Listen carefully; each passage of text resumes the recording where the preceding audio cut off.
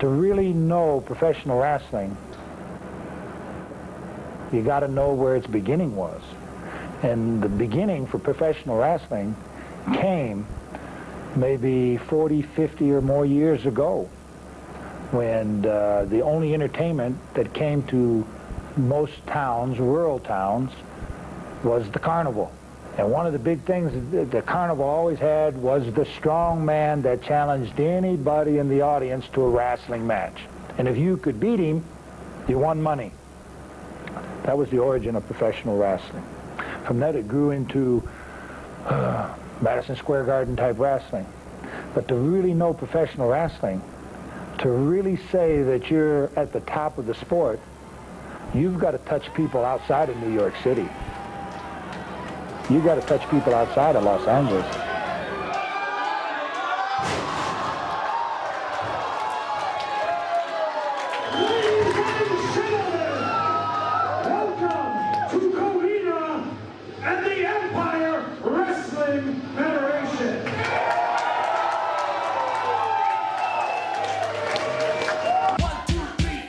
Breakdown, baby.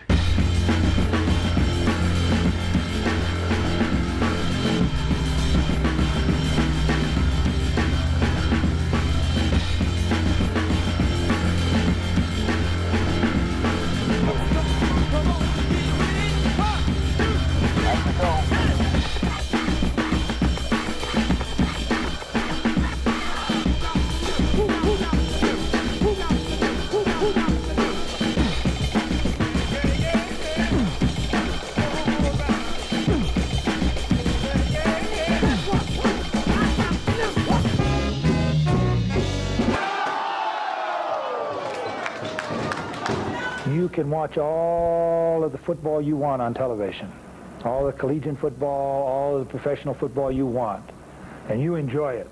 But there's no feeling like sitting in those stands and rooting for your team and jumping up and down and having your emotion in it. You can't do that on TV. When people look at Bruiser Brody on TV, they don't get near as emotional as they do as when they're sitting there at ringside.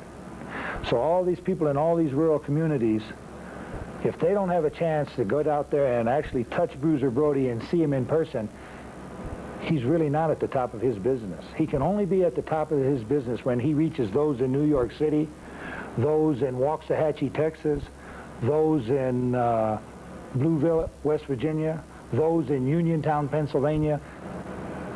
You can only be the top when all wrestling fans get to be in touch with you, and that can't be done just on TV.